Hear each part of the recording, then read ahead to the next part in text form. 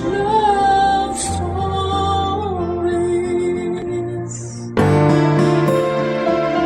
Mas masarap ang pagkain kapag ito ay pinagsasaluhan ng dalawang taong nagmamahalan. Ngunit minsan ay may mga pagkain tayong kailangang lunukin na lamang dahil wala na tayong hahatian. Ikaw kabarangay, anong paborito mong pagkain? Dear Papa Dudut, sabi ng nanay ko kung mangangarap lang din daw ako ay bakit hindi ko pa taasan. Yan ang mga katagang tinanim ko sa isipan ko upang maglakas ng loob na umalis sa probinsyang kinalakhan ko sa Sorsogon. Sumama ako sa malayo naming kamag-anak sa mother side pa Maynila dahil kinuha nila akong kasambahay kapalit ng pagpapaaral sa akin sa kolehiyo. Mahirap lang kasi ang pamilya namin, walang permanenteng trabaho si tatay at taong bahay naman si nanay. Tapos ay 5 pa kaming magkakapatid at pangalawa ko. Kaya nga tinapat na ako ng mga magulang ko na hindi na raw nila ako kayang pag-aralin sa kolehiyo at magtrabaho na lamang ako katulad ng kuya namin. Pero desidido akong makapagtapos. Kaya naman nung nagkaroon ng opportunity na makapag-aral ako, ay hindi ko na yon pinalampas. Pero bago ko umpisahan ang pagkukwento ay pabati muna ng isang magandang katanghalian sa mga kabarangay natin. Ako po si Janina, 26 years old at tubong Sorsogon at kasalukuyang nakatira na ulit dito kasama ang 2 kong anak. Pero noong araw, lumuwas talaga ako ng Pamaynila para mga tulong kapalit ng pagpapaaral sa akin. Mabait naman ang mga kamag-anak namin yon, malayong tiyahin siya ni nanay na walang asawa at anak kaya naging misyon na niya sa buhay ang pag-aralin ang mga pamangkin niya at mga pamangkin sa pinsan. Thankful ako sa lola kong yon dahil binigyan niya ng katuparan ng pangarap kong makapagtapos. Sa pamilya namin ako pa lamang ang gagraduate ng college kaya naman proud na proud sa akin ang mga magulang ko. At hindi ngayon lingid sa kaalaman ng classmate at best friend kong si Leslie Papadudut.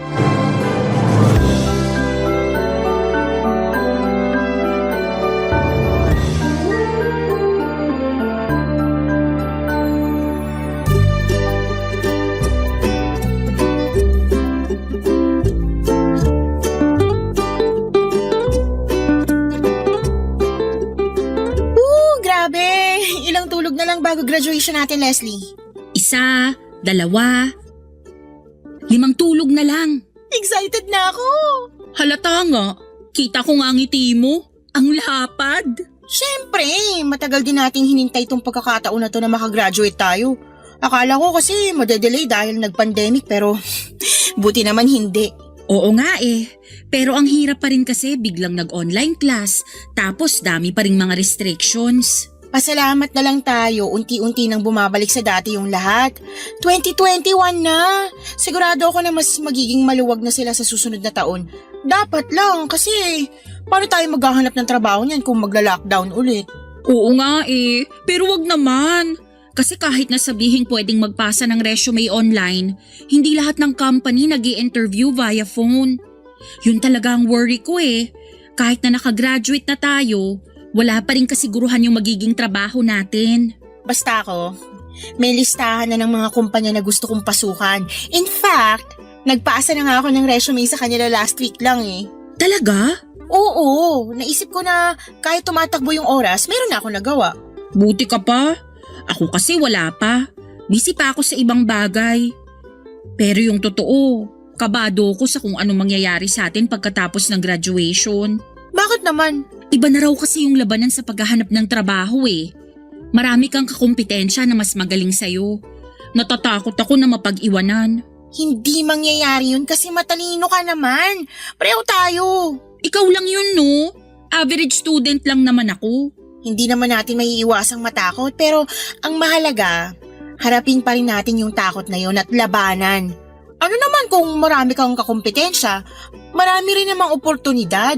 Dapat handa ka lang sunggaban yung mga yon. Katulad ko, sinunggaban ko yung oportunidad na makapag-aral kahit na malayo ako sa pamilya ko. Oo nga, ang tapang mo nga kasi nakaya mong umalis sa comfort zone mo. Paano mo yun nagawa? Kasi mataas ang pangarap ko sa sarili ko. Gusto kong makagraduate ng college.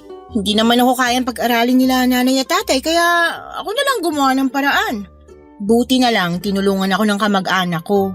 Hindi ka ba nalulungkot kasi malayo ka sa pamilya mo? Nalulungkot pero tiniis ko na lang. Mas focus ako sa goal ko na mag-aral at makagraduate. Kaya nga sisiw na lang tong paghahanap natin ng trabaho sa susunod kasi alam ko sa sarili ko na hindi ako basta-basta susuko hanggat hindi ako nakakapasok sa pangarap kong kumpanya. Sa bagay, sabi mo nga kailangan lang nating harapin yung takot natin. Oo, saka kaya lang naman tayo natatakot kasi bago sa atin yung sitwasyon eh. Ganyan din naman yung naramdaman ko nung unang beses ako nagpunta rito sa Maynila. Probinsyana ako, 'di ba? Oo.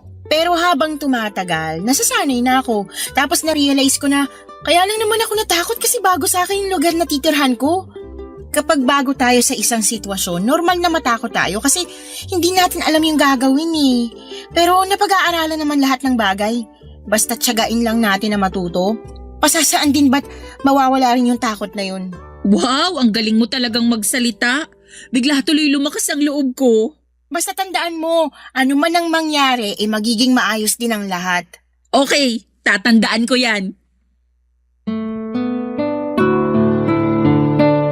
Papadudot katulad ko ay mahirap lang din ang buhay ng pamilya nila Leslie. Tapos namatayan pa sila ng nanay kaya tatay na lamang niya ang kumakayod sa kanila.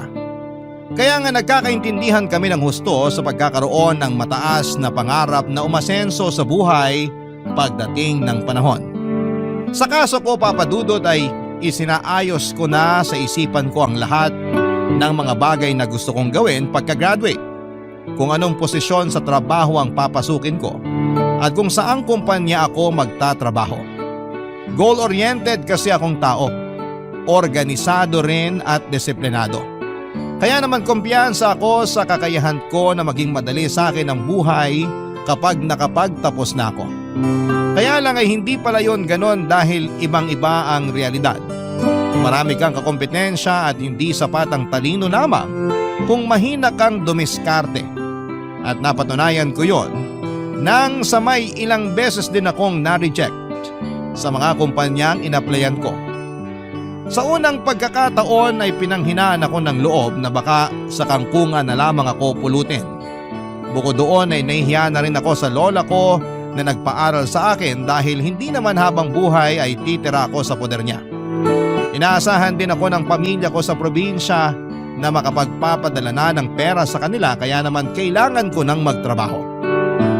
At habang inaantay ko pa ang tawag sa akin ng mga kumpanyang una kong pinasahan ng aplikasyon, pumasok na lamang muna ako ng ibang trabaho na available ng mga panahong yon. At yon ay ang pagtao sa isang butika na malapit lang sa lugar namin. Natanggap naman ako dahil overqualified ako. Minimum lang din ang sweldo pero pwede nang pagtiyagaan para may panggastos ako sa pag-a-apply sa susunod. Pero 2 linggo pa lamang ako na nag-duty doon nang makilala ko si Boji, ang tinaguriang ihaw-ihaw boy sa lugar na yon, papadudot.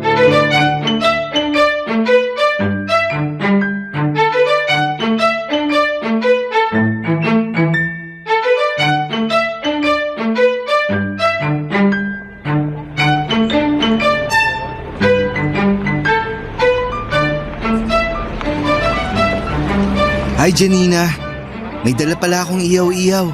Ulamin mo na lang mamayang tanghalian para hindi ka nalalabas. Oh, Ay, salamat! Wow, ang bango naman, tsaka mukhang masarap. syempre, ako nag-ihaw niyan eh. May sauce na rin yan, isang suka na maanghang at matamis. Di ba gusto mo na pinaghahalo yung sausawan? Oo, pati yun napansin mo rin. Syempre, observant ako eh. Teka, tama ba yung sinabi ko? Observant nga ba yun yung sa Tagalog, mapagmasid? Yung napapansin yung mga bagay-bagay? Oo, tama naman. Buti na lang, tama. Nakakahiya kasi sa'yo kung mali. Grabe ka naman. Ay, teka, magkano pala to? Naku, huwag mo nang bayaran. Libre ko na yan sa'yo. Baka naman malugi na kayo niyan ha? Hindi yan. Malakas naman yung ihawan ng amo ko. Saka binabayaran ko naman yan sa kanya. Bale, kinakaltas na lang sa susunod kong sahod. Nakakaya naman eh. Ilang beses mo na ako nililibre ng ihaw-ihaw. Baka naman wala ka ng sweldohin dahil sa mga kaltas mo. Ayos lang yun. Basta yung mahalaga sa akin. Makita kitang busog at nasasarapan sa mga ihaw-ihaw namin. Kahit na wala na akong sweldohin, walang problema. Ay naku, ako naman yung mamomroblema niyan eh. Bakit naman? Eh syempre, inuubos mo sa akin yung sweldo mo. Paano na lang kung may importante kang paggagamitan, di wala ka nang nadukot sa oras ng pangangailangan. Ayos nga lang. Kasi nandyan naman mga kamag-anak ko. Pwede akong mangutang sa kanila. Yan naman yung wag na wag mong gagawin. Mababait naman sila. Ilang beses na nila akong pinautang nung nagipit ako kaya alam ko na maaasahan ko sila. Kaya wag mo nang isipin yun. Basta, tama na yung panlilibre mo sa akin. Kaya ko naman bumili ng ulam eh. Hindi mo na ako kailangang alalahanin kung nakakain ba ako o ano. Kaya ko sarili ko. Kahit na. Gusto ko pa rin para alam ko na nakakakain ka. Pero bakit? Anong bakit? Wag mo sanang mamasamain ha. Nagtataka lang kasi ako bakit ka masyadong concerned sa akin eh. Hindi naman tayo magkaano-ano. Ouch! Sakit mo naman magsalita. Sorry, pero real talk lang. Akala ko pa naman nahalata mo na. Nahahalata ang ano? Na may gusto ako sa'yo. Ha? Gusto kita, Janina. Unang beses pa lang na nag-duty ka sa butika na to. Crush na kita. Kaya nga lagi akong ganadong pumasok sa trabaho at mag-iyaw ng mga barbecue kasi nasisilayan kita dyan sa tapat. Alam na din ng mga kasamaan ko yung pagka-crush ko sa'yo kaya sinabi nilang gumalaw-galaw na raw ako bago pa ako maunahan ng iba. Ganun ba? Oo, kaya ayun. Naisip ko na hatiran ka ng mga iniyaw ko para naman matikman mo. At syempre, para makapagpakilala na rin ako sa'yo. Kasi... Sigurado naman ako na wala ka pang boyfriend. Kasi kung meron, di sana may sumusundo sa'yo tuwing tapos ng duty mo. Pero wala naman ako nakikita kaya tiwala akong single ka pa. Tama ba? Oo, tama naman. Single nga ako. Wala rin akong manliligaw kasi hindi pagbo-boyfriend yung focus ko eh. Ganun ba? Pero masarap din magka-boyfriend. Merong mag-aalaga sa'yo. Makikinig sa mga kwento mo. May kasabay kang kumain. May masasandalan ka pag kailangan mo ng karamay sa tuwing malungkot ka. Hindi ko alam yung sinasabi mo dahil hindi pa naman ako nagkaka-boyfriend. Malay mo, ako na yung magiging unang boyfriend mo.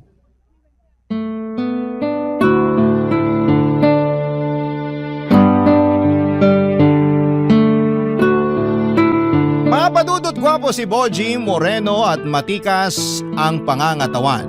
Para siyang modelo na hindi na-discover kaya nauwi na lamang sa pag-iihaw ng mga barbecue ang kanyang propesyon. Hindi ko naman sa minamaliit ang trabaho niya dahil marangal yon at masarap naman ang mga paninda nilang barbecue. Pero naikwento ni Boji na mababa lang daw ang kinikita niya doon. Hindi rin naman kasi yon sa kanila at pumasok lang siyang taga-ihaw para magkatrabaho. Kabaliktaran ko si Boji kasi hindi siya nakapagtapos ng pagkaaral. Sa katunayan hanggang grade 3 lamang ang inabot niya dahil sa kahirapan kaya mas ginusto na lamang niyang magtrabaho noong araw para makatulong sa pamilya nila. Bagay na labis kong hinangaan sa kanya kaya nakuha niya ang loob ko. Naging malapit kami ni Boji sa isa't isa dahil na rin sa mga ihaw-ihaw na dinadala niya sa butikang pinagtatrabahuhan ko.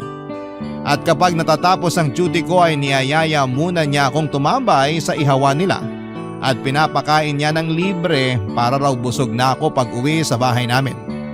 Pero nahihiya ako kaya binabayaran ko pa rin. Kapag wala siyang masyadong iniihaw, nagkakaroon kami ng tsansa papadudot na makapagkwentuhan tungkol sa buhay at mga sarili namin. Tapos hindi ko na lamang namanayan na nahulog na ako sa kanya. Naging kami ni Boji at pagkalipas ng isang buwan ay nabuntis niya ako papadudot. Barangay Love Stories. Barangay Love Stories. Papadudot nung kolehiyo ako, ang focus ko lang talaga ay pag-aaral at makapagtapos. Kaya nga iniwasan kong pumasok sa kahit na anong relasyon. Para sa akin ay sagaba-labang yon sa pagtupad ko sa aking mga pangarap. At nung nakapagtapos nga ako ay ganon pa rin ang nasa isipan ko. Maliban na lamang nang dumating sa buhay ko si Boji. Totoo pala ang kasabihan na kahit na anong talino mo, mabobobo ka pagdating sa pag-ibig. Aminado naman kasi ako na nawala ako sa focus ng mga panahong yon dahil nadaig ako ng aking damdamin. Pero napasubo na ako. Lalo na noong nagbunga ang relasyon namin ng boyfriend ko. Nagdesisyon kaming magsama sa isang bubong ni Boji Papadudut. Itinira niya ako sa maliit na kwarto sa compound kung saan ay puro kamag-anak niya ang kapitbahay. Pero hindi yon sementadong kwarto o maayos na compound dahil nasa squatters area lamang kami. Bali plywood lang ang dingding ng kwartong inuukupan namin na may mataas na kisame. Malit lang din yon, mainit dahil kulob pero pwede nang pagtiyagaan. Binilhan at pinalagyan ko na lamang ng linoleum ang sahig para naman maging presentable. Nahiya na rin kasi ako sa lola ko na makitira sa bahay nila lalo pat buntis na ako. Tapos na rin naman ang responsibilidad niya sa akin noong graduate ako. Kaya nilakasan ko na lamang ang loob ko na tumayo sa sarili kong mga paa. At dahil wala namang kaming ipon ni Boji ay kinailangan ko magtrabaho pa rin sa butikang pinapasukan ko hanggang sa kabuwanan ko. Hirap kasi talaga kami sa pera at madalas kaming kapusin. Gusto ko ring bumili ng mga damit at gamit ng magiging anak namin kaya kahit malaki na ang tiyan ko noon at masakit na ang balakang ko ay tinitiis ko na lamang basta sumweldo ako. Dahil nga sa mga nararamdaman kong yon ay madalas na mainit ang ulo ko at lagi ko na lamang pinagbubuntunan ng galit at inis si Boji. Dahilan para mag-away kami, Papa Dudut.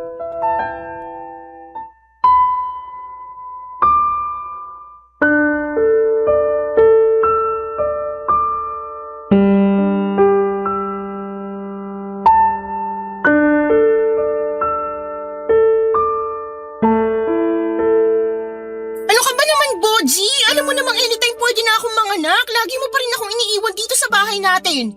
Anong iniiwan? Nandiyan lang ako kay Mang Domeng. Ang lapit-lapit lang nila sa atin oh. Pwede kitang takbuhin dito pag manganganak ka na. Kahit na! Yung punto rito, imbis na samahan mo ako rito sa bahay, nakuha mo pa talagang mga bahay. Ano ba kasi ginagawa mo ron? Wala. Nakikipagkwentuhan lang kina Pareng RR. Sinabihan ko rin kasi sila nung isa ko pang tropa, si Macario. Nakukunin ko silang ninong ng anak natin. Para sureball na may pakimkim sa baby natin pag nagpabinyag tayo. Ewan ko sa'yo. Tingin mo sa mga ninong at ninang ng anak mo hingian ng pera? Oh, gano'n naman talaga ginagawa ng mga ninong at ninang, di ba? Kaya nga dinidiskartehan ko na sila. Ganda-ganda ng trabaho ni Pareng RR sa call center. Si Macario naman sa pabrika, kaya may pera yung mga yun. Pero baka nakakalimutan mong pamilyado rin sila. Ay, bakit ba ang kontrabida mo sa lahat ng mga sinasabi ko? At ako pa talaga yung kontrabida ha? Alam nga naman yung mga kapitbahay natin, tayo lang naman yung magkausap. Alam mo, napapansin ko lagi mo na lang akong inaaway. Wala ka bang magawa sa buhay mo? Kasi nakakainis na eh. Kaya gusto ko laging lumalabas pag day off ko para hindi ko nakikita yung pagmumukha mo. Sa palagay mo gusto ko rin makita yung pagmumukha mo? Kapal mo ah. Kung may choice lang ako, papasok ako ngayon sa trabaho para kahit papaano lumaki-laki yung suswelduhin ko. Malapit na akong manganak, Boji, pero hindi pa rin sapat yung ipon nating pera. Saan na lang kami pupulutin ng anak mo nito? Bakit ba kasi pinoproblema mo yan? At bakit hindi ko po problemahin? Sige nga. Sinabihan ko na si Ate Joy ko. Papautangin daw niya ako para sa panganak mo. Kaya huwag ka na masyadong mag-alala. O tapos, paano mo babayaran yung utang na yon? Saka ko na po problemahin yun. Hindi ko pa nga hawak yung pera, pinag-iisip mo na ako. Palibasa, masyado kang kampante. Kaya hindi na ako nagtaka na hindi ka nag-ipon itong mga nakaraang buwan eh. Paano ako makakaipon? Maliit nga lang sinasahod ko dun sa iyawan. Para lang yun sa pagkain natin at bills. Minsan kulang pa. Sana man lang kasi naisip mo na maghanap ng ibang trabaho. Yung susweldo ka ng disente lalo na ngayon na magkakaanak na tayo. Bakit pa? Ayos naman na ako sa pag-iihaw ko. Hindi ko na kailangan maghanap ng ibang trabaho. Yan yung ayaw ko sa'yo eh. Kontento ka na dyan sa ginagawa mo kahit wala kang pag-asenso. Ano bang masama doon? Hindi naman ako nagnanakaw. Gusto mo magnakaw ako para umasenso tayo? Hindi ko sinabi na magnakaw ka. Yun na rin yung pinalalabas mo eh. Hirap sa'yo, wala kang kabilib-bilib sa akin at sa trabaho ko. Akala mo ba hindi ko nararamdaman na ikinakaya mo ako? Ano bang pinagsasasabi mo? Palibasa nakapagtapos ka ng pag-aaral. Ako hanggang grade 3 lang. Hindi ko naman iniinsulto yung natapos mo at hindi ko rin kinukumpara ang sarili ko sa'yo. Hindi raw, pero yun ang nararamdaman ko. Problema mo na yun. Anong sinabi mo? Sumusobra ka na! Sige, subukan mo lang nasaktan ako, ipapabarangay talaga kita. Sisiguraduhin ko rin na hindi mo na makikita yung anak mo. Papa Dudut, totoo nga na unti-unti mong makikilala ang isang tao kapag nakasama mo na siya sa isang bubong. At doon ko nga lubos na nakilala si Boji. Insecure siyang tao at ma-pride. Ayaw niyang tinatapakan ko ang ego niya dahil para sa kanya ay lalaki siya. At siya ang padre di pamilya. Ayaw ko rin namang magmarunong sa harapan niya kahit na ako itong nakapagtapos ng pag-aaral sa amin. Pero para siyang pako na kailangang laging pukpukin para bumaon. Wala siyang sariling pag-iisip at pagkukusa na sumubok ng ibang trabaho nang sa ganon ay lumaki-laki naman ang kanyang sweldo. Katwiran ni Boji, hindi siya nakapagtapos ng pag-aaral kaya baka maliitin siya ng ibang tao. Kaya hanggang pag-iihaw na lamang daw ang kaya niyang gawin. Ang pag-iihaw ng barbecue ang plano niyang gawin hanggang sa pagtanda niya. Pero magkakaanak na kami at kahit na ilang beses kong pinaliwanag sa kanya na mas magiging malaki na ang mga gastusin namin ay hindi niya pa rin yon maintindihan. Lagi niyang sinasabi na kung mangangailangan kami ay nandyan naman ang iba niyang kamag-anak para hingan namin ng tulong at utangan. Doon ako lalong na-frustrate sa kanya at hanggang sa sumapit na ang araw kung kailan manganganak na ako. At abot langit ang konsumisyon na nararamdaman ko kay Boji. Buti na lamang at dumalaw sa tinutuluyan namin si Leslie para kumustahin ako pagkalipas ng 1 linggo.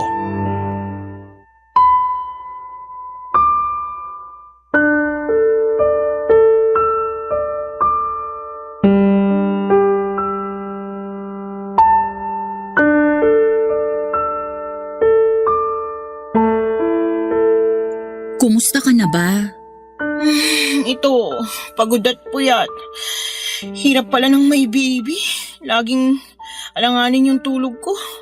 Buti pa nga si Boji, kompleto yung tulog kasi kapag umiiyak yung anak namin, iniiwan niya ako rito sa bahay at doon nakikitulog sa ate niya. Ano? Seryoso ba yun? Oo. At hinahayaan mo lang? Noong una nagagalit ako kasi parang pinababayaan niya lang ako dito mag-alaga sa anak namin. Hindi parang. Kasi pinababayaan ka niya talaga. Nasaan ba naman ang utak ng Boji na yun? Kapapanganak mo pa lang tapos ganyan ka na niya tratuhin?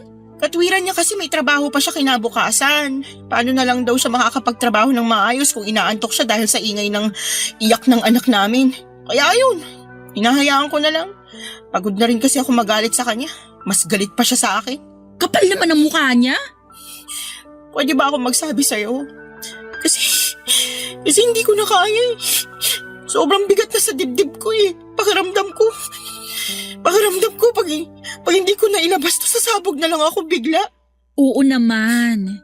Best friend mo ko, diba? Magsabi ka lang sa akin. Pagod na kasi ako. Mahal ko naman yung anak namin ni Boji pero naisip ko, masyado pang maaga para dumating siya sa buhay ko. Ano bang ibig mong sabihin?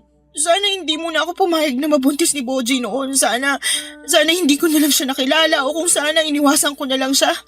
Alam mo naman na mataas yung pangarap ko sa buhay, di ba? Oo naman. Pangarap kong magtrabaho, makapag-ipon ng pera at matulungan sina nanay sa probinsya. Pero hindi na yun natupad kasi ako mismo kailangan ko ng tulong eh.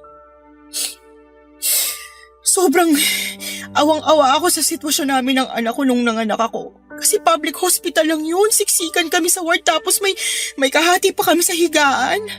Nakatagilid na nga lang ako, pati yung anak ko para lang magkasya kami. Kaya minsan, mas gusto ko na lang matulog sa upuan kahit na masakit yung buong katawan ko. Tumagal din kami ng 2 gabi dun pero grabe ang hirap namin. Pakiramdam ko dun ako mamamatay kaya sinabi ko kay Boji na iuwi na kami ng baby namin dito sa bahay. Tapos pagdating dito panibagong problema na naman. Hindi pa nga ako nakakabawi ng lakas mula sa panganganak kailangan ko na rin kumilos dito sa bahay. Anong ibig mong sabihin? Paanong kumilos dito sa bahay? Ano pa nga ba? Di umastang asawa kay Boji. Kailangan ko magluto ng pagkain namin at maglaban ng mga gamit kasi hindi siya marunong. Matatambakan lang kami ng mga umog na labayin at ayoko naman yun kasi may baby kami. Pag hindi naman ako nagluto, bibili lang si Boji ng kanin at ulam sa labas. Kung minsan magdadala lang siya ng ihaw-ihaw na paninda niya Sawa-sawa na ako doon. Purgang-purga na ako doon. Gusto ko naman kumain ng matinong pagkain. Sige, iiyak mo lang. Nandito lang ako para makinig sa'yo. Malaki lang talaga pagtatampo kay Boji kasi mukhang wala lang sa kanya yung sitwasyon ko. Sinabihan niya pa akong maarte kasi namimili raw ako ng ulam. Lakas naman ang loob niyang sabihan ka ng maarte. Siya kaya ang mga anak tapos magpadede sa baby ninyo. Kailangan mo talaga ng masustansyang pagkain yan. At hindi puro yung ihaw-ihaw nila na pag nasobrahan ka magkakasakit ka pa sa bato. Kasalanan ko rin naman kasi hinayaan ko yung sarili ko na mahulog sa kanya tapos nagkaanak pa kami kaya wala na talaga akong kawala. Hindi ko na matutupad yung mga pangarap ko. Huwag mong sabihin yan. Kasi naniniwala pa rin ako na matutupad mo lahat ng mga pangarap mo. Siguro sa ngayon medyo malabo pa kasi may baby ka Pero hindi naman habang buhay alagain niyang anak mo. Basta tiwala lang, okay? Okay, sana nga tama ka. Basta wag ka lang mawawalan ng pag-asa. Laban lang. Pag kailangan mo ng kausap, nandito lang ako. Dadalawin kita lagi rito para makita ko rin lagi yung inaanak ko.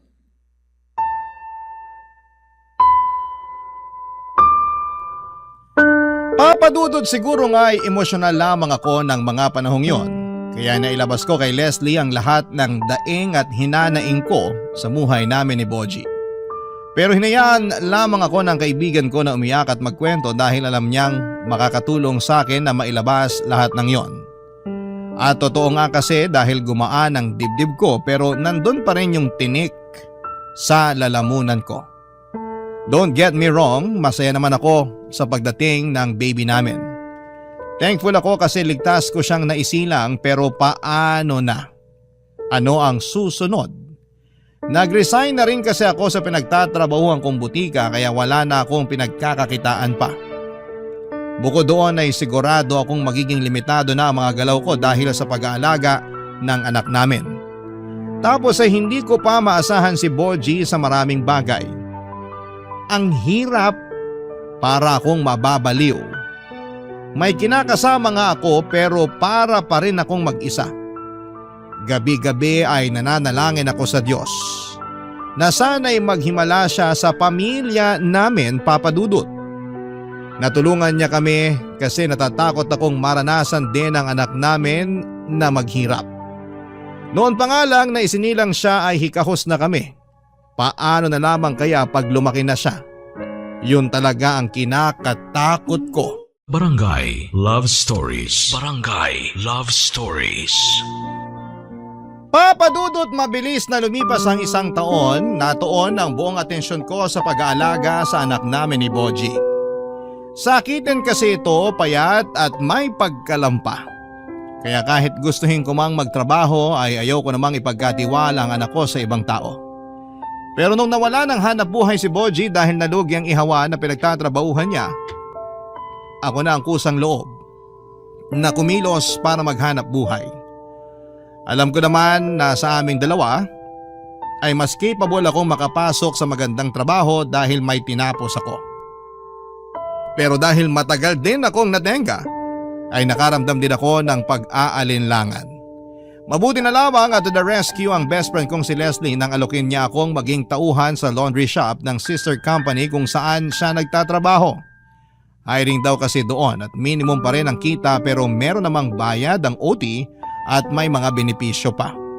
Bukod doon ay malapit lang din sa amin kaya hindi na ako talo sa pamasahe. Nagbabaon na lamang ako ng pagkain para makatipid dahil sa trabahong yon ay nakabili nga ako ng TV para naman may libangan kami sa gabi. Sinipagan ko talaga ang pagpasok araw-araw para makapag-ipon ako at makapagpundar ng mga gamit sa bahay. Bukod doon ay masaya rin ako dahil nailalabas na namin ang anak namin at napapakain sa mga fast food na dati-rati tinuturo lamang niya dahil hindi namin kayang kainan.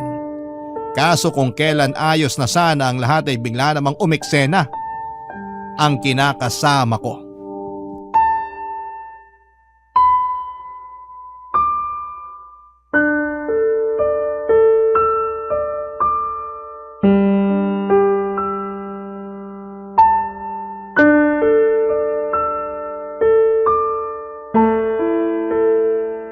Ano?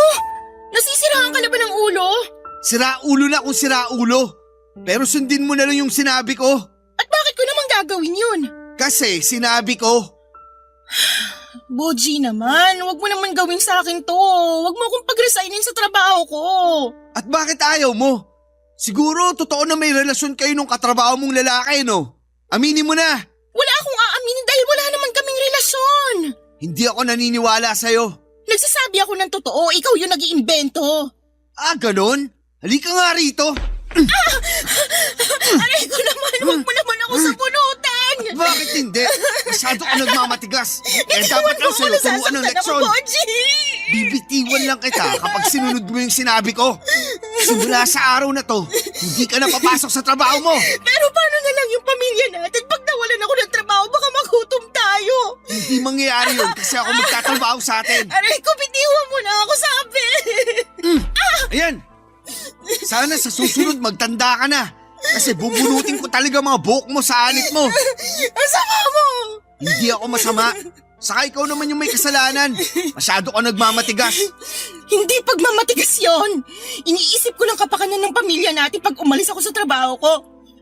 Hirap sa'yo, masyado ka mapagduda. Magagawa ko pa ba mga lalaki pamilyado na akong tao? Malay ko ba? Kerengkeng ka. Ano sinabi mo? Totoo naman ah. Dali mo nga nahulog sa akin nung panaybigay ko sa'yo ng iyaw-iyaw, di ba? May pasabi-sabi ka pa na ayaw mo mag-boyfriend pero bakit mo ako sinampal? Nagtanong ka pa talaga sobrang kapal ng mukha mo na sabihin sa akin yung bagay na yon. Para sa kaalaman mo, hindi ako kirengking. Masyado ka lang matamis manalita kaya nahulog ako sa'yo. Pero siguro mali talaga na nagkagusto ako sa'yo noon eh. Kasi kung nireject na kita noon pa, di sana hindi ako nakatira sa masikip, mainit at pangit na pamamahay na to.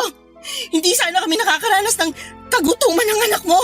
Hindi kami magtitiis sa kakarampot mong sweldo dahil pul-pul ka. Walang pangarap sa buhay at mahina dumiskarte.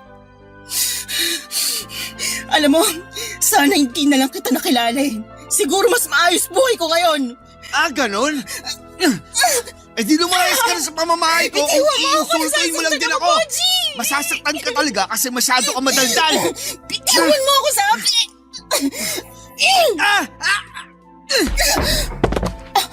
May salahi ka bang aso? Kinagat mo pa talaga ako. Pasalamat ka, yan lang ginawa ko sa'yo. Naku, Janina, pasalamat ka. Kaya ko pa rin magtimpi. Kasi kung hindi, kanina pa kita inuntog sa dingding. Nakakairita kang babae ka. Mas nakakairita ka! Basta ha, gawin mo yung sinabi ko. Umalis ka na dun sa trabaho mo. Kasi pag hindi mo sinunod gusto kong mangyari, may kalalagyan ka talaga. Kilala mo ako. Tinutotoo ko pag sinabi ko. Papa Dudut, hindi ko alam kung saan galing ang mga pagbibintang na yon ni Boji. Inosente ako at wala akong ginagawang masama at hindi ako nanlalalaki. Bakit ko gagawin yon? Pamilyado na akong tao. Kaya nga sobrang inis ko sa kanya at dismayado na rin dahil sa mga pinagsasasabi niya sa akin. Bukod doon ay kilala naman niya yung kasamahan kong lalaki dahil nakikita niya yon kapag sinusundo nila ako ng anak ko sa pinagtatrabahuhan ko. Nagkakakwentuhan pa sila kaya akala ko ay ayos lamang ang lahat. Yun pala ay pinagseselosa na niya ito. Kaya naman gulat na gulat ako. Pero bukod doon ay hindi ko matanggap na sinaktan niya ako dahil lang sa bagay na yon, Papa Dudut. Pero dahil nga ayaw magpatalo ni Boji, pinanindigan niyang siya na ang maghahanap buhay sa amin. Hindi sana ako papayag kasi alam kong mahina siyang dumiskarte. Pero nung tinakot na niya akong makikipaghiwalay sa akin at ilalayo pa ang aming anak pag hindi ako nag-resign ay doon ako nag-alala ng husto. Kaya nga para hindi na lumaki pa ang gulo ay sinunod ko na lamang ang sinabi niya. Malungkot ako at nalungkot din si Leslie noong nalaman na umalis na ako sa pinagtatrabahuhan ko. Pero pinaliwanag ko sa kanya na kapag may kinakasama na siya sa buhay, kailangan talaga niyang magsakripisyo. Naintindihan naman yon ng kaibigan ko at sinabi na lamang na kung kailangan ko ng tulong ay huwag akong mag-alangan na lumapit sa kanya, Papa Dudut. Tulad ng napagkasunduan, si Boji na nga naghanap buhay sa amin. Pero lagi siyang pa-extra-extra sa trabaho kaya wala rin siyang permanenteng kita. Ang masakit pa rito ay nabuntis niya ulit ako pagkalipas ng 2 buwan. Kasalanan ko rin naman kasi kinatamaran kong inumin yung pills na nireseta sa akin sa center. Kaya ayon, nagbunga na naman ng batang pagsasama namin. Ayoko pa kasi sanang magkaanak kami ulit dahil nga maliit pa ang panganay namin at napakahirap din ang buhay. Kaya nga kinausap ko ng masinsinan si Boji tungkol sa plano kong gawin, Papa Dudut.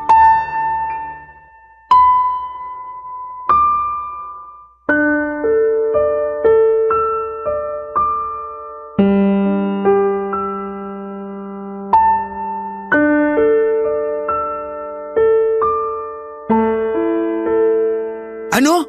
Nasisiraan ka na ba? Hindi ako nasisiraan. Walang nasisiraan dito. Bakit gusto mong umuwi sa Sorsogon? Sige nga, kung di ka ba naman baliw. Nandun kasi ang nanay ko, Boji. Sinabihan niya ako na doon na lang mga anak para maalagaan niya ako.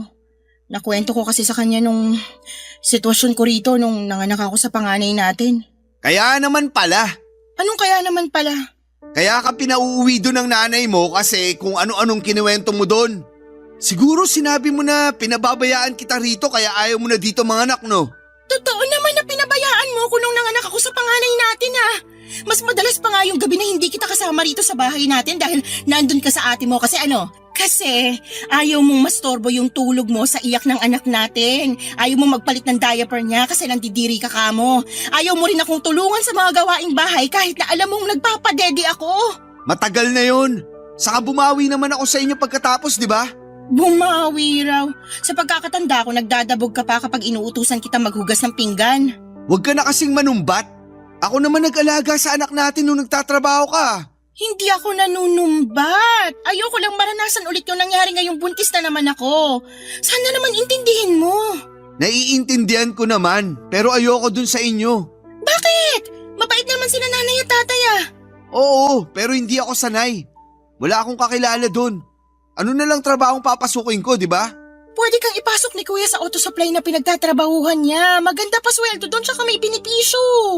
Tutulungan tayo doon nila nanay at tatay kaya pumayag ka na. Sumama ka na sa amin ng mga anak mo sa Sorsogon. Ewan, ayoko pa rin.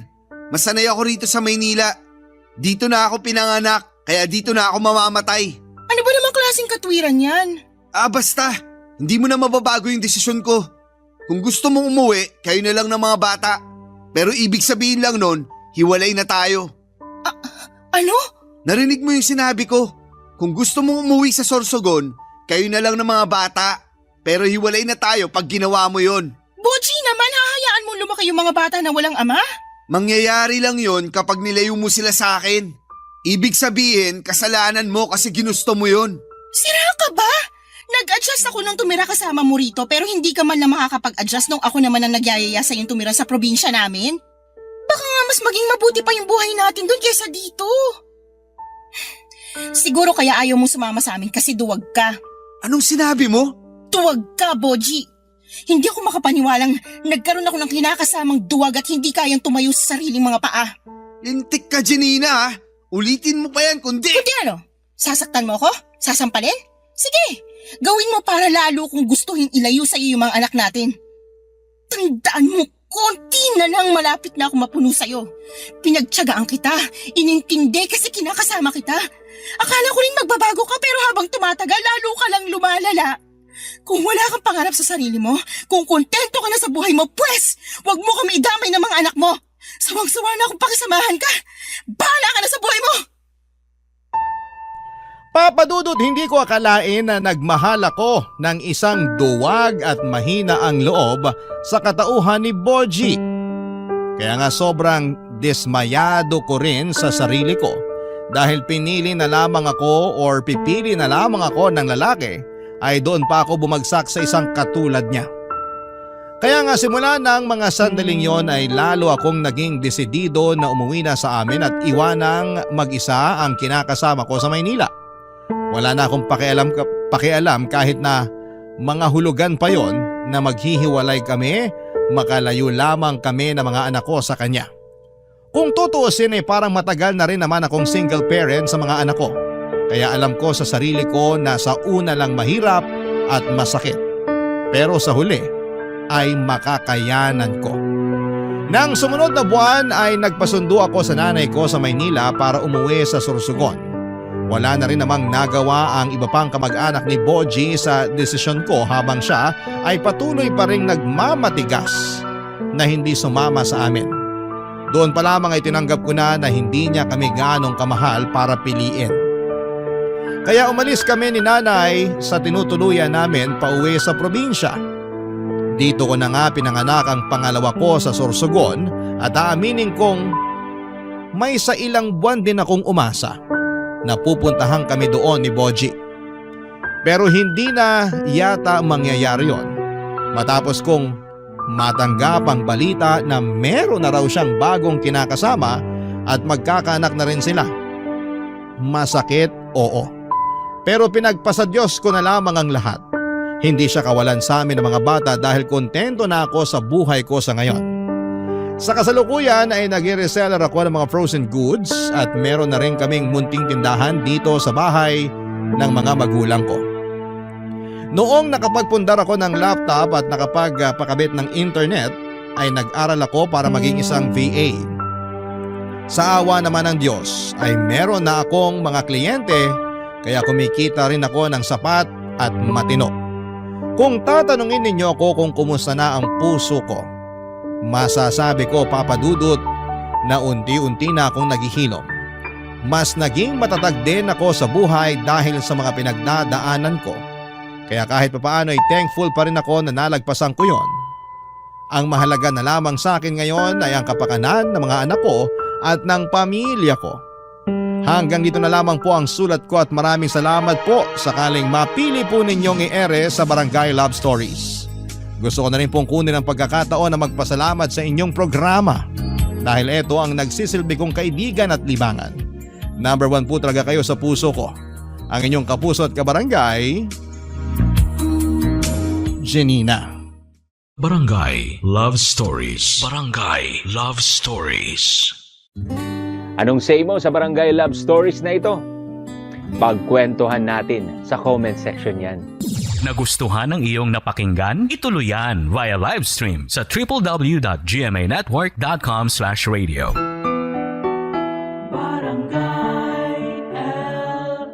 In Mega Manila, 97.1. Forever! Forever. Forever!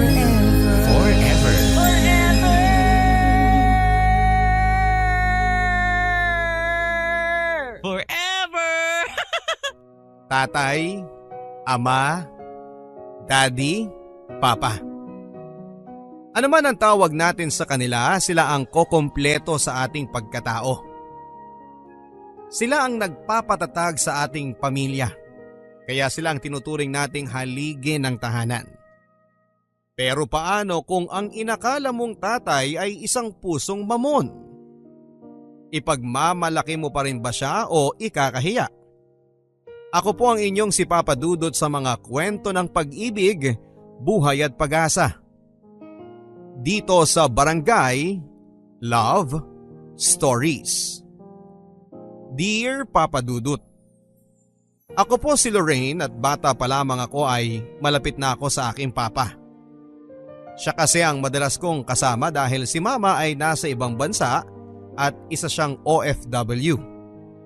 Dalawa lang kaming magkakapatid pero kahit maliit lamang ang aming pamilya at malayo si mama ay masayang masaya pa rin kami dahil ni minsan ay hindi pinaramdam ni papa sa amin na wala si mama.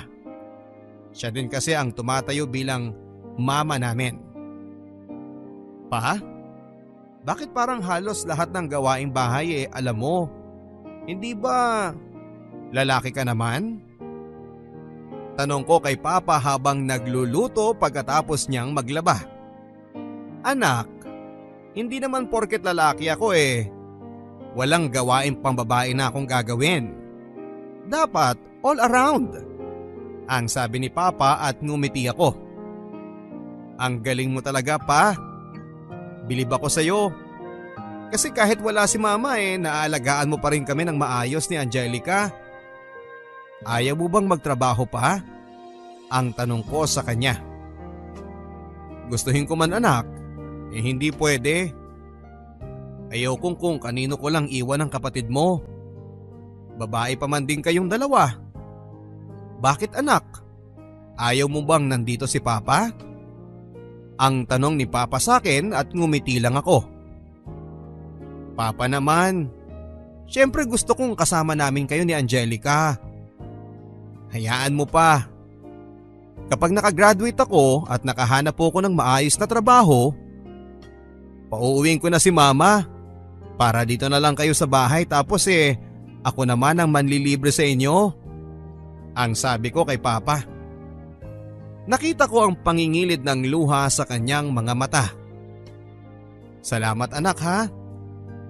Buti at naalala mo si Papa. Ang sabi nito sa akin sabay yakap. Oo naman pa. Mahal na mahal ko kayo ni Mama. Ang sagot ko naman sa kanya. Mabait si Papa, maalaga at isa pang sobrang hinahangaan ko sa kanya ay sobrang sipag niya, Papa Dudut. Kaya masasabi kong napakaswerte ko talaga kay Papa. Kasi alam kong mahal na mahal niya ako at ang aking kapatid. Pero isang araw ay narinig kong may kausap siya sa cellphone. Mahina ang boses niya at parang bumubulong lang. Basta ang narinig ko lang ay ang sagot ni Papa. O sige, pupunta ako. Ang sabi niya. Nagtaka ako kung ano ang pinag-uusapan nila nang nasa kabilang linya. Ang inisip ko na lang ay baka si Mama yon at may pinag-uusapan lang silang mahalaga. Magmula noon, Papa Dudut ay ewan ko ba pero unti-unti na akong nagdududa sa mga kinikilos ni Papa. 4 na taon na ang nakakalipas, Papa Dudut. Graduate na ako ng high school pero simula noong last na uwi ni Mama ay hanggang ngayon ay hindi pa rin siya bumabalik. Ang sabi niya ay sa graduation ko daw siya uuwi pero hindi naman niya tinupad ang pangako niya. Sobra na nga ako nagtatampo kay Mama. Pero buti na lang at nandyan si Papa na laging pinupuno ang pagkukulang ni Mama sa amin. Hanggang sa dumating sa point na nahuli ko si Papa na may kausap sa telepono. Noong una akala ko ay kaibigan niya lang yon pero habang tumatagal ay nagdududa ako kung bakit sa tuwing kausap niya yon ay abot-abot ang ngiti niya. Angel, madalas bang umaalis si Papa kapag ikaw ang nauuna rito sa bahay? Ang tanong ko sa kapatid ko na nasa elementary noon, kaya naman mas nauuna siyang umuwi kaysa sa akin na nasa kolehiyo na. Oo ate, laging wala si Papa. Pero sa tuwing aalis siya, nakahanda na yung pagkain natin. Ang sabi niya, initin ko na lang daw yung kanin at huwag kalimutang isara ang lutuan. Baka pag ginamit baka daw kasi makalimutang nakabukas, baka magkasunog. Yun lang naman ate. Bakit mo natanong? Ang pag-uusisa ng kapatid ko. Sa totoo lang ay hindi ko din alam ang isasagot ko. Tinignan niya ako tapos ay tinapik ang balikat ko. Uy ate, okay ka lang ba? Ang sabi ng kapatid ko. Sana nga lang ay mali ang iniisip kong ito, Papa Dudut, dahil kung magagawa man ito ni Papa ay magagalit ako sa kanya. Wala naman, may iniisip lang ako. Basta kapag aalis si Papa sabihin mo sa akin ha. Ang biling ko sa aking kapatid. Akala ko, Papa Dudut, ay titigil na nga si Papa sa paglabas ngunit nasundan pa ito ng nasundan. Oy Lorraine, alam mo ba kung ano ang ginagawa ng Papa mo? Ang tanong sa akin ng tsismosa naming kapitbahay. Hindi ko na sana yon papansinin, Papa Dudut, kaya lang ay masyado siyang maingay para hindi ko marinig. Hindi po. Bakit po? May alam ba kayo? Ang tanong ko naman dito. Baka sakaling may maganda siyang maisasagot sa akin. Yang papa mo, lagi naming nakikita na may kasamang iba. Sinusundo sa hotel.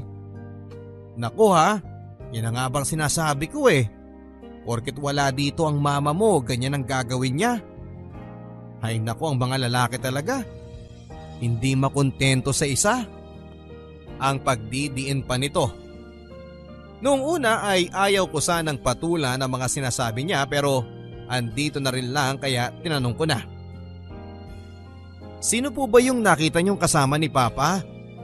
Ang tanong ko. Yung isang babaeng maganda tapos sexy. Nako, kung ako sa inyo, sasabihin ko na sa mama mo. Baka mamaya hindi nyo na namamalayan na iiwanan na pala kayo ng papa nyo. Ang sabi niya sa akin. Bumilis ang pintig ng puso ko at gusto kong sabihin kay mama ang lahat ng nalaman ko pero nagpigil ako, Papa Dudut, dahil ayokong masira ang pamilya na meron ako. Nagdaan pa ang mga araw, Papa Dudut, at lagi ko na ngang hindi naaabutan si Papa sa bahay. Pero si Papa yung tipo ng magulang na aalis pero sisiguraduhing maayos na ang lahat sa bahay. Nakaluto na siya. Ready na ang higaan pati ang mga uniform namin kinabukasan ay planchado na. Kaya nang makakuha ko ng tiyempo, wala kaming pasok noon kaya naman nagkaroon ako ng pagkakataon na i-one-on-one si Papa. Aalis na sana siya noon, Papa Dudut, kaya naman kinausap ko na siya habang nag-aayos siya ng gamit niya. Pa? Saan ba kayo pupunta at saka bakit hindi na tumatawag ang mama sa atin? Ang tanong ko dito at tumingin siya sa akin. Anak, nagtatrabaho si Papa para sa inyo. Ang mama niyo naman kaya hindi tumatawag ay busy lang sa trabaho niya. Stricto raw ang bago niyang amo kaya hindi siya makatawag. Ang sabi ni Papa. Nakita ko naman ang senseridad sa mukha ni Papa kaya naman hindi na ako nagduda pa sa mga sagot niya. Papa, kung may trabaho ka, bakit tuwing gabi lang? Hindi ba kadalasan ng trabaho sa umaga? Ang sabi ko ulit sa kanya. Ngumiti lang si Papa sa akin tapos ay kinerot ang ilong ko. Ang anak ko talaga? Napakadaming tanong. Matulog ka na kaya? Bukas may pasok na kayo at saka huwag ka nang masyadong mag-isip ng kung ano-ano dyan. Basta anak, nandito lang si Papa ha. Hindi ko kayo pababayaan. Ang lahat ng ginagawa ko ay para sa inyo. Okay? Ang sabi ni Papa. Sa ganoong pamamaraan ni Papa ay nakukumbinsi niya ako na wala siyang ginagawang masama. Pero minsan, Papa Dudut, ay napapaisip talaga ako kung ano ang meron sa trabaho ni Papa. Labag man sa aking kalooban na usisain pa yon ay parang may kung ano sa puso ko na nagtutulak sa akin para alamin ang katotohanan. Makailang ulit ko pa ring naririnig ang chismis sa pambababae ni Papa. May kasamang babae tapos papasok sa bar. Sa tuwing iniisip ko na gagawin yun ni Papa ay sumasama ang loob ko. Kaya naman ako na mismo ang gumawa ng paraan para malaman ang katotohanan. Hindi ako pumasok noon sa isang subject ko para lang abangan si Papa. Sa lugar na sinasabi ng mga kapitbahay namin na lagi nilang nakikitang may kasama siyang babae na pumapasok daw sa bar. Mga bandang 7:00 na ng gabi yon, sa hindi kalayuan ay naaninag ko nga si Papa. Halos mga togang tuhod ko sa aking mga nakita. Tama nga ang sabi-sabi tungkol kay Papa. May kasama siyang babae na pumasok sa bar. Paulit-ulit kong sinasabi sa sarili ko na hindi totoo pero kitang-kita ng aking mga mata. Niloko kami ni Papa. Niloko niya lang kami. Pagkatapos ng araw na yon ay hindi ko na alam kung paano ko haharapin si Papa. Hindi ko rin alam ang gagawin. Kung sasabihin ko ba sa kanya na nakita ko siyang may kasamang iba o itatago ko na lang ito para mapanatiling buo ang pamilya namin. Si Mama na dapat kong pagsabihan lang ng hinanakit ko ay wala din at hindi ko din makontakt. Hindi ko na alam kung saan ako lulugar, Papa Dudut. Kaya naman minabuti ko na lamang nakausapin si Papa ng masinsinan. Bahala na kung ano ang malaman ko. Aalis na ulit sana siya nang bigla ko siyang harangin. Anak, bakit hindi ka pa pumasok sa loob? Malamok dyan sa labas. Pa, ano ba talagang trabaho mo? Anak, ano bang klaseng tanong yan? Driver ako ng bus kaya gabi lang ako umaalis. Driver ba talaga? Nagtatrabaho ka ba talaga o nambababae? Anak, wag mong sabihing naniniwala ka sa mga chismis sa akin ng mga kapitbahay. Noong una pa ayaw ko talaga maniwala eh. Pero nung nakita na mismo ng mga mata ko, doon ako nagsimula magduda kung totoo ba talagang sinasabi niyo sa akin o mas paniniwalaan ko yung sinasabi ng ibang tao. Anak, maniwala ka sa akin. Wala akong ginagawang masama. At gaya ng paulit-ulit kong sinasabi sa'yo, ang lahat ng ginagawa ko ay para sa kabutihan yung dalawa ng kapatid mo. Hindi ko na alam pa. Pero kung totoo yung sinasabi niyo, bakit nakita kitang may kasamang babae nung isang gabi tapos pumasok kayo sa bar? Anak, maniwala ka sa akin. Wala akong intensyong masama. Ang hinihingi ko lang sa'yo ngayon, anak, ay konting pangunawa. Balang araw, maiintindihan mo din ako. Hindi ko talaga alam kung ano ang ibig sabihin ni Papa sa mga sinabi niyang yon. Pero dahil na rin sa mga nakita ko ay nagsimula nang magbago ang pakikitungo ko sa aking ama. Kumuha ako ng kursong education, Papa Dudut, dahil yun talaga ang pangarap ko. Dati porsigido ako makatapos para mabigyan ng maginhawang buhay sina Mama at si Papa. Pero ngayon ay parang unti-unti na ako nawala ng amor sa pag-aaral. Lalo na sa mga nangyari kay Papa na pambababae. Hanggang sa makilala ko si Jeric. Niligawan niya ako ng 1 buwan at hindi nagtagal ay sinagot ko na rin siya. Sa tuwing kasama ko si Jeric ay nababawasan ang bigat ng mga iniisip ko. Ang daming dumating na problema, Papa Dudut. Noong una akala ko ay kaya kong lampasan ito ng mag-isa. Pero hindi pala. Nagtrabaho ako sa isang fast food chain bilang isang crew. Nag-working student ako para nang sa ganon ay malibang ako kahit na sinusustentuhan naman ako ng maayos ni Papa. Pero napabarkada ako, Papa Dudut. Nawalan ako ng patutunguhan sa buhay. Naging laman ako ng bar kasama ng mga barkada ko. Bagay na madalas naming pagtalunan ni Papa. Anak, bakit ka naman umuuwing lasing? At saka kailan ka pa natutong uminom ng alak? Ang tanong ni Papa nang minsang maabutan niya akong umuwi sa bahay na pagewang-gewang sa daanan. Wala kang pake pa. Ikaw nga nang bababae ka. Tapos sa akin makikialam ka sa kung anong gusto kong gawin sa buhay ko? Masaya ako ngayon, kaya hayaan niyo na ako. Ang sabi ko sa kanya. Tumingin siya sa akin. Anak, ilang beses ko bang dapat sabihin sa inyo na pagkatiwalaan mo naman ako? Wala akong ginagawang masama. Ang sabi nito sa akin. Gusto kong umiyak sa harapan niya sa dami ng aking iniisip pero parang naging manhid na ako, Papa Dudut. Naging manhid ang aking puso. Pa? Paano ako magtitiwala sa inyo kung hindi niyo sinasabi ang katotohanan? Kung bakit niyo nagawa ang lahat ng ito? Hindi ko na alam ang paniniwalaan ko. Pati si Mama. Ilang taon nang hindi umuuwi. Ni tawag hindi niya magawa. Ano bang nangyayari sa pamilyang to? Ang sabi ko kay Papa. Tinapik niya lang ang likod ko.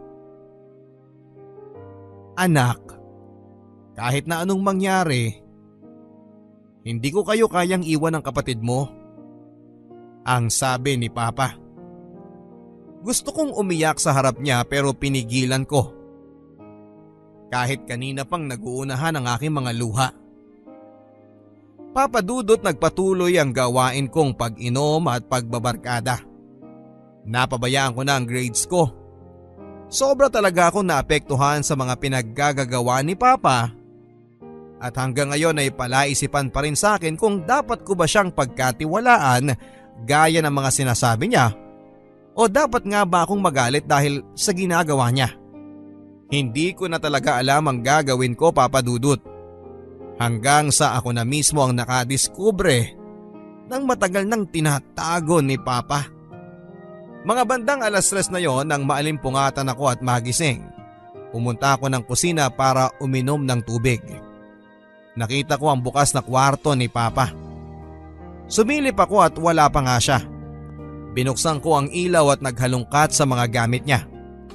At laking gulat ko nang makita ko ang mga damit pambabae sa kanyang kabinet. At iba't ibang kulay ng wig. Hindi ko alam kung para saan ang mga yon, Papa Dudut. Muntik na ako mahuli ni Papa dahil saktong-sakto ang pagdating niya. Sumilip ako sa bintana ng kanyang kwarto at halos lumuwa ang aking mga mata. Nakita ko si Papa.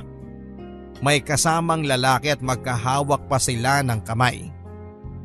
Pinisil niya ang pisngi ni Papa bago tuluyang umalis. Ang lakas ng pintig ng puso ko noon, Papa Dudut. Mas lalo naman nang makita ko ang reaksyon ni Papa na parang kilig na kilig talaga. Dali-dali akong lumabas ng kwarto at gusto kong kausapin na sana si Papa tungkol sa aking mga nakita pero hindi ko muna ito ginawa habang hindi pa malinaw ang lahat sa akin. Nakapag-decide ako, Papa Dudut, na pumunta mismo kung saan ko nakita si Papa. Sinakto kong nakaalis na siya ng bahay.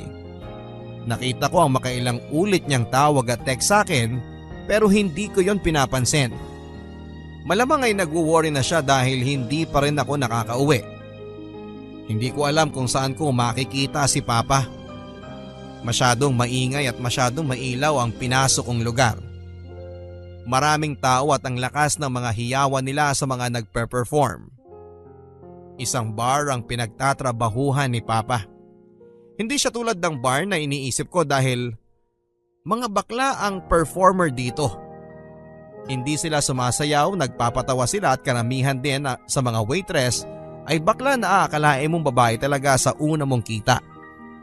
At sa hindi kalayuan ay nakita ko si Papa na nanonood din. Hindi siya nakadamit panlalaki. Nakawig siya. Nakasuot ng bestida. Agad ko siyang nakilala dahil sa suot niyang relo na ibinigay sa kanya ni Mama noong wedding anniversary nila. Mali ako nang iniisip kay Papa. Hindi pala siya ng bababae kasi isa siyang bakla. Kung tutuusin ay wala naman talagang ginagawang masama si Papa. Nagtatrabaho siya bilang isang stand-up comedian sa isang bar. Palipat-lipat pala si Papa kaya pala minsan ay hindi ko siya nakikita dito. Yun ay ayon na rin sa mga napagtanungan ko na mga nakakatrabaho niya. Hindi ko alam kung paano ko ulit kakausapin si Papa. Wala man siyang ginagawang mali pero itinago niya pa rin ang kanyang tunay na pagkatao. Bakla ang Papa mo. Ang paulit-ulit na narinig ko, Papa Dudut, sa aking kasintahan. Gusto kong magalit sa kanya at gusto kong ipagtanggol si Papa pero wala akong magawa dahil alam kong totoo ang lahat ng yon. Kinausap ko si Angel tungkol sa mga kinikilos ni Papa at nagulat ako sa mga sinabi niya. Ate, matagal ko nang alam na ganyan si Papa. Minsan, binibihisan pa niya ako ng gown at inaayusan. Wala naman akong nakikitang mali sa ginagawa ni Papa. Maayos naman ang pagpapalaki niya sa atin. Kaya sana, huwag ka nang magalit sa kanya. Ang kasalanan lang naman niya ay hindi sa atin sinabi ang totoo niyang pagkatao. Pero naging mabuti pa rin siyang ama sa atin. Ang sabi nito sa akin habang nakatingin lang. Kahit na, mas okay sana kung sinabi niya kaagad sa atin. Kaso anong ginawa niya? Naglihim siya, hindi ba? At si mama, paano na lang kapag nalaman ni mama to? Masisira ng pamilya natin ang dahil sa pagkatao ni papa. Ang madiin kong sabi sa aking kapatid. Ate, may sasabihin pa ako sa'yo. Ang sabi niya na mukhang seryosong seryoso. Si mama, kaya hindi na siya umuuwi kasi may iba na siyang pamilya sa ibang bansa. At lahat ginagawa ni papa para matustusan ang pangangailangan natin. Alam mo ba ate na nagbebenta ng balot si papa tuwing gabi kapag mahina ang kita sa bar? Minsan pa nga ay nagbebenta siya ng taho tuwing madaling araw. Kaya hindi na natin siya naaabutan sa bahay kasi ginagawa niyang lahat para may maginhawa tayong buhay. Kaya sana ate huwag ka nang magalit kay papa. Ang sabi sa akin ng kapatid ko. Para akong binuhusan ng malamig na tubig sa mga sinabi niyang yon. Noon pa man ay sira na pala ang pamilya namin. Hindi ko na alam ang gagawin ko at mabuti na lang at nandyan si Jeric na nagpapasaya sa akin. Mahal, sa bahay na lang tayo. Huwag ka nang umuwi sa inyo. Magsama na tayo. Ang alok niya sa akin. Napangiti ako dahil pakiramdam ko ay ayaw na sa aking mahiwalay ni Jeric. Pumayag ako at hindi nag-isip, iniwan ko si Angelica kay papa. Inisip ko na lang na total ay wasak na ang pamilya namin at may tatay pa akong bakla. Pinipilit ako pabalikin ni papa pero hindi ko siya pinakinggan. Nagmatigas ako. Tuwing papasok ako ay naririnig ko na lamang ang mga kaklase ko na inaasar ako. O yung tatay niyang bakla nagkatrabaho sa bar. Nakakita ka na ba ng tatay na nagbibistida at nagmi-makeup? Sabay tawa nila. Hindi ko man lang maipagtanggol si papa kasi alam kong totoo. Kaya naman mula noon ay umuwi na ako sa bahay nila Jeric at nagsama na kami. Sa tuwing kasama ko siya ay nakakalimutan ko ang aking problema. Mabuti na lang at may isang katulad niya sa aking buhay. Kahit na iniwan ko na sina Papa at Angelica ay tuloy pa rin ang sustento sa akin ni Papa.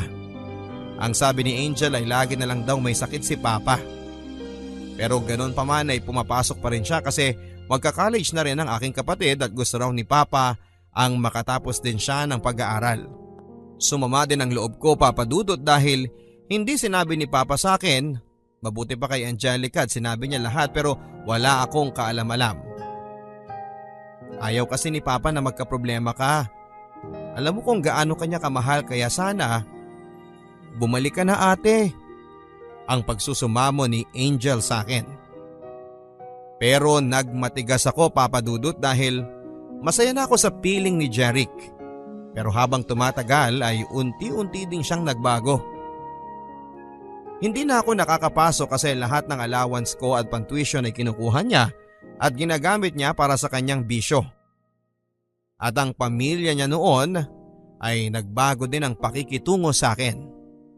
Nagsisisi ako at pakiramdam ko ay ginamit lang ako ni Jeric at ang masaklap niyan ay nambababae siya. At hindi ko din inakala na hahantong ang lahat sa ganito.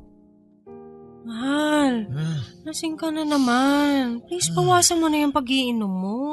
Wala kang pakialam, buhay ko to. Paalalahanan lang kita, Jeric ha. Sumama ako sa'yo kasi akala ko maaalagaan mo ko pero ano tong ginagawa mo? Hindi ako nakakapasok ng dahil sa'yo. Lahat ng allowance ko ginagamit mo pati ng pamilya mo. Alam mo, kung lahat ng yan isusumbat mo lang sa akin, mabuti pang bumalik ka na doon sa tatay mong bakla. Ngayon pa? Kung kailan buntis na ako? Buntis ako, Jeric, at ikaw ang ama. Ha? Hindi sa akin yan. Baka kung kaninong lalaki lang yan. Anong hiya ka, Jeric? Pagkatapos kong ibigay sa'yo lahat, ito ang gaganti mo?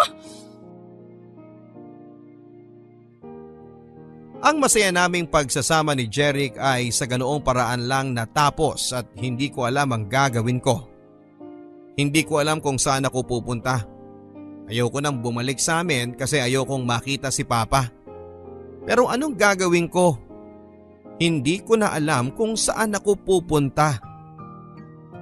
Wala na akong ibang malalapitan kundi si Angel, ang aking kapatid, kaya kinausap ko siya tungkol sa aking sitwasyon.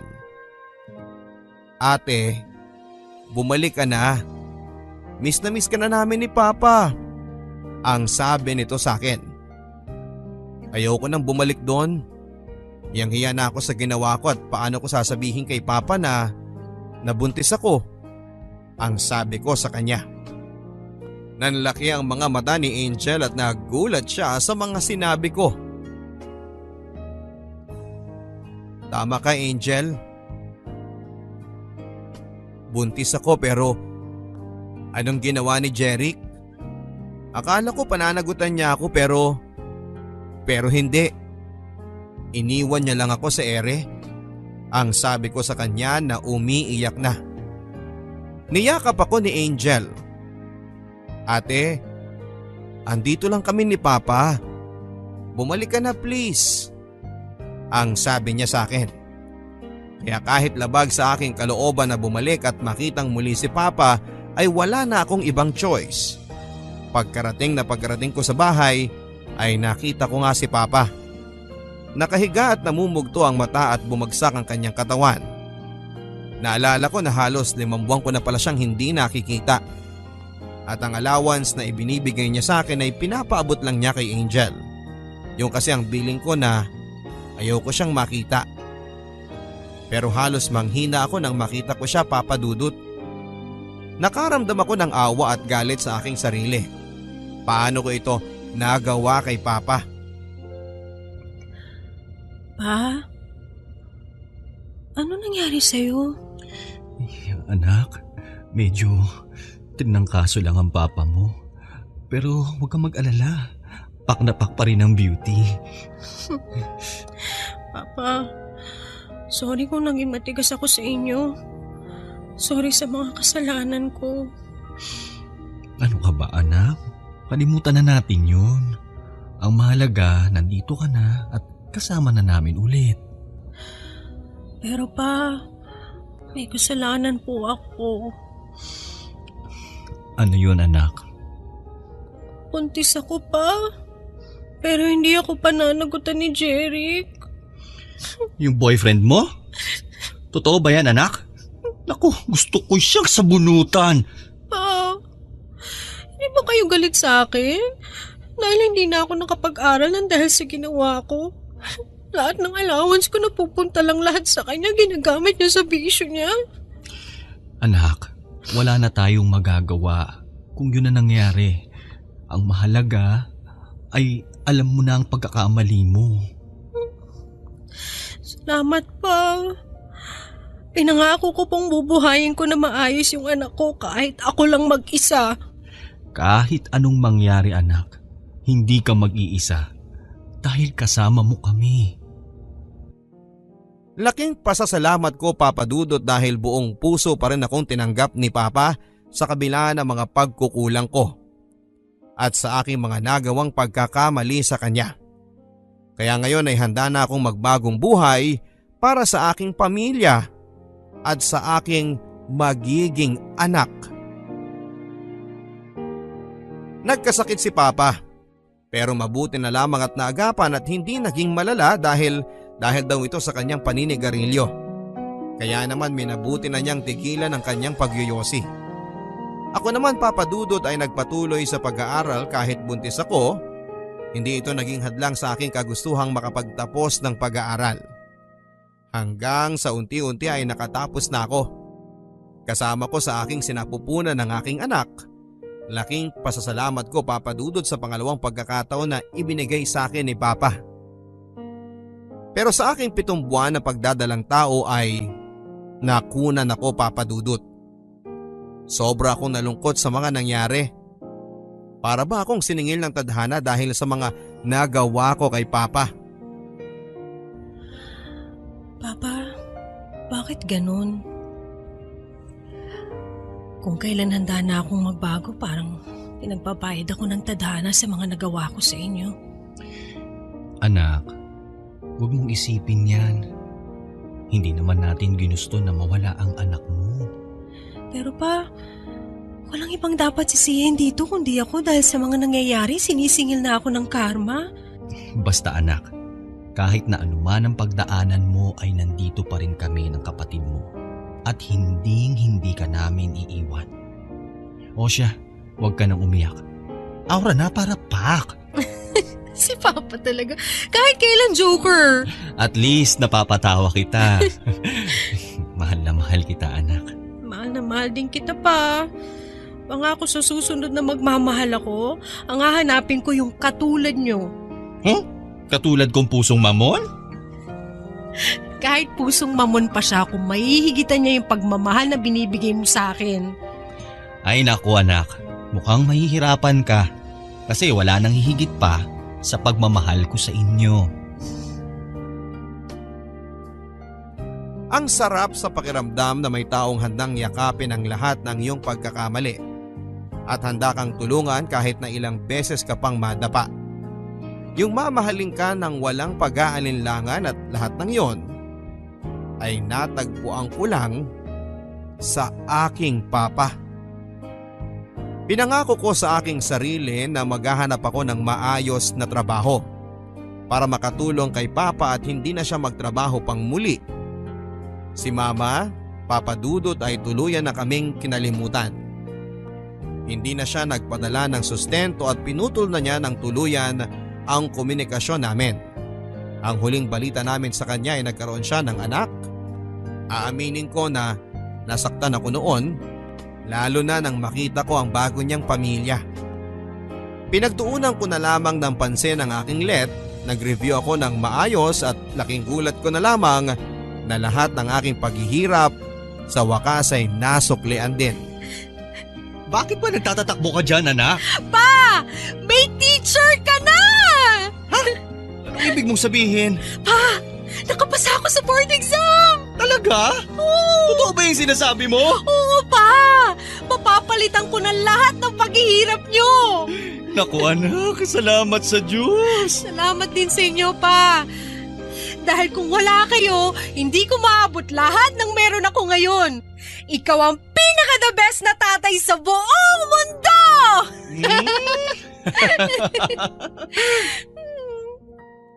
Ang sarap palang sabihin yon kay Papa. Dahil deserve niya namang matawag na the best na ama. Kahit nakakaiba siya sa ibang tatay na brusko na imbes na manuntok, kapag may nangaapi sa kanyang anak ay pipiliing manabunot ng buhok kapag may kaaway ka. Nakakatawa pero hindi ko kinakahiya si Papa. Bagkos ay pinagmamalaki ko siya na naging ama ko. Sa ngayon, Papa Dudut, ay mayroon na rin akong sariling pamilya at nakapag-asawa na rin. Principal na ako sa school na pinagtatrabahuhan ko. Matagal ko mang nakuha ang lahat ng meron ako ngayon ay tinutuon ni Papa ang lahat ng sinabi niya na kahit anuman ang pagdaanan ko ay hinding-hindi niya ako iiwanan. Si Papa pagkatapos ko makaipon ay binigyan ko ng puhunan para sa sarili niyang negosyo, ang beauty parlor. Mabenta si Papa lalo na sa mga kabarangay namin dahil magaling siyang hairstylist. Sa edad na 50 ay malakas pa ring maggupit, mag-straight, magkulot at magkulay ng buhok. Kahit mga pedicure at manicure ay alam ni Papa. May mga kasama din siya sa salon, kaya minsan sabi ko wag na siyang magtrabaho pero siya itong mapili talaga.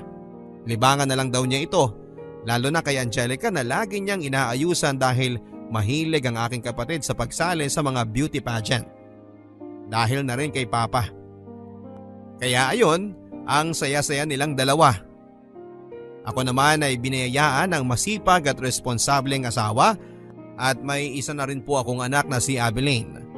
Masayang masaya ako sa naging takbo ng aking buhay kahit mahirap man noong una ay natutunan kong mahalin ang pagkatao ni Papa. Na dati kong kinakahiya pero ngayon ay pinagmamalaki ko na. Kaya para sa the best kong Papa sa buong mundo, mahal na mahal kita at kahit na sa iyong pagtanda, pakahawakan mo ang aking pangako sa iyo na hinding-hindi kita pababayaan at hinding-hindi ko susukuan gaya ng ginawa mo sa akin noon. Maraming salamat po Papa Dudut sa pagkakataong ibinigay niyo sa akin upang ma-share ko sa inyo ang aking buhay. Happy Father's Day sa lahat ng ama natin. More power po sa inyong programa. Ang inyong kapuso at kabarangay, Lorraine.